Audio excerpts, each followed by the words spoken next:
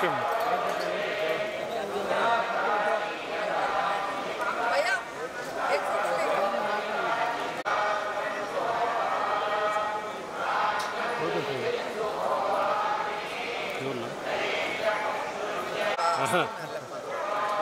భయపెడతారే మీరు తమ్ముని భయపెట్టేస్తున్నాను తీసుకోవాలి మీరు అడుగుతారు మళ్ళీ నన్నే తెచ్చిస్తారు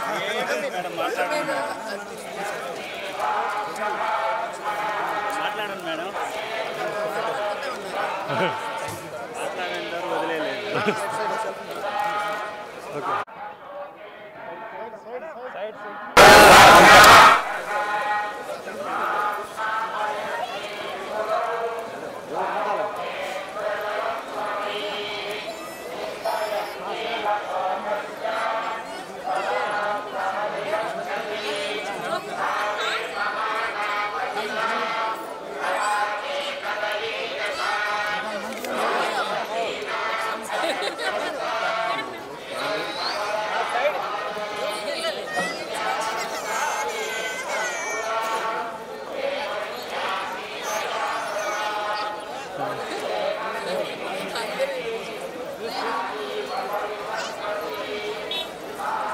నీళ్ళ పెట్టండి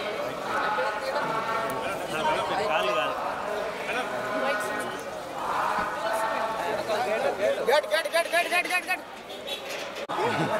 దొరికాను కదా ఏదో కాంట్రాక్ట్ చేయాలని ఉంటుంది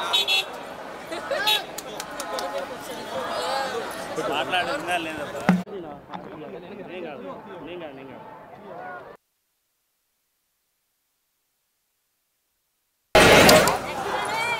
మనమే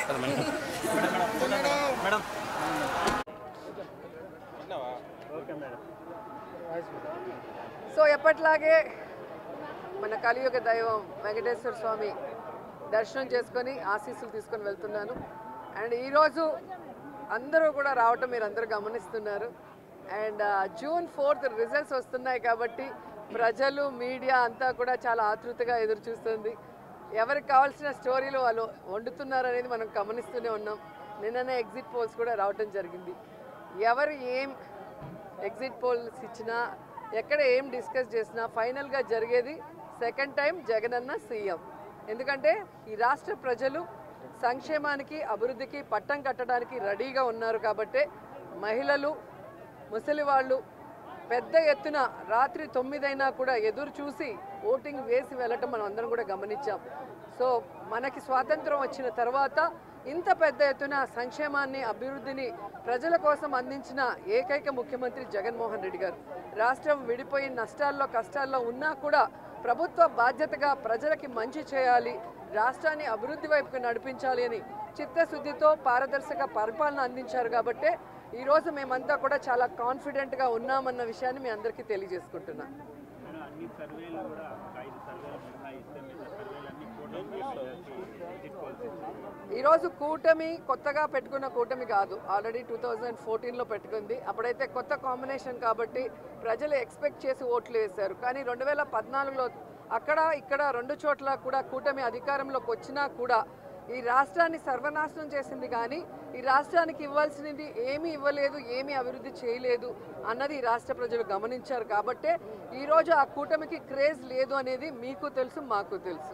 పోస్టల్ బ్యాలెట్ పైన చేసినటువంటి ఫైట్ ఖచ్చితంగా ఈరోజు ప్రజలందరూ కూడా గమనించాల్సిన విషయం, వ్యవస్థలు ఏ విధంగా ఈరోజు చంద్రబాబు నాయుడు చేతిలో వాళ్ళు ఇష్టానుసారం చేస్తున్నారో మనం గమనిస్తున్నాం.